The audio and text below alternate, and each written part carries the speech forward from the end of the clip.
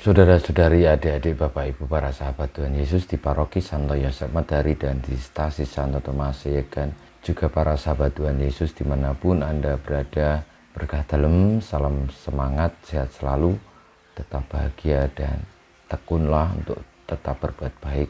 Marilah kembali kita belajar ilmu sejati pada hari Kamis tanggal 20 Oktober tahun 2022, hari biasa pekan ke-29. Marilah kita mengawali belajar ilmu sejati kita dengan berdoa. Dalam nama Bapa, Putra, dan Roh Kudus. Amin. Ya Allah, Engkau telah mengutus Putramu kepada kami. Kami mohon semoga pertentangan-pertentangan yang terjadi dalam rangka menanggapi kedatangan Putramu itu tidak menghancurkan kami, tetapi justru semakin menguji kemurnian dan kesungguhan iman kami. Dengan pengantaran Yesus Kristus Putramu, Tuhan kami, yang bersama Dikau dalam persatuan Roh Kudus, hidup dan berkuasa Allah sepanjang segala masa. Amin. Para sahabat Tuhan Yesus terkasih, kita akan belajar ilmu sejati dari Injil Yesus Kristus menurut Lukas bab 12 ayat 49 sampai dengan 53. Pada suatu ketika Yesus bersabda kepada murid-muridnya, "Aku datang melemparkan api ke bumi, dan betapa aku dambakan agar api itu selalu menyala. Aku harus menerima baptisan, dan betapa susah hatiku sebelum hal itu berlangsung. Kalian sangka aku datang membawa damai ke bumi? Bukan damai, melainkan pertentangan. Karena mulai sekarang akan ada pertentangan antara 5 orang dalam satu rumah.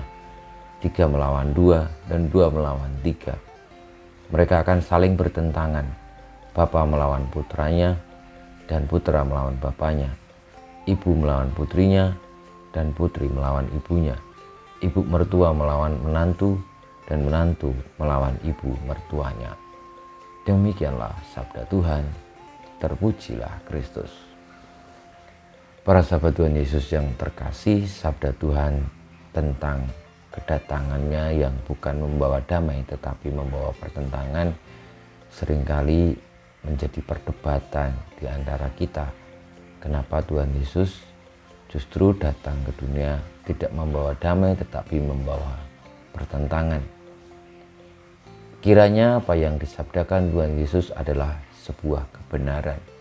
Itu yang bisa kita petik, bahwa yang terjadi ketika Tuhan mewartakan kebenaran akan ada banyak goncangan-goncangan.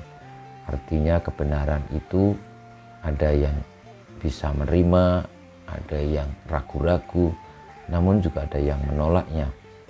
Yang jelas bahwa pewartaan yang disabdakan, yang disampaikan oleh Tuhan Yesus tidak begitu saja diterima oleh manusia secara penuh, secara utuh, secara seluruhnya, tetapi justru menimbulkan suatu pertentangan-pertentangan, karena memang itu bagian dari realitas kehidupan atau kenyataan di dunia ini. Saudara-saudari yang terkasih, semoga dengan situasi yang terjadi kita tetap teguh kepada Tuhan Yesus. Ketika akhirnya kita pun ditinggalkan, kita ditentang, oleh karena kita berpegang pada Tuhan Yesus, pada kebenaran, maka janganlah menyerah. Tetaplah berpegang teguh kepada kebenaran itu.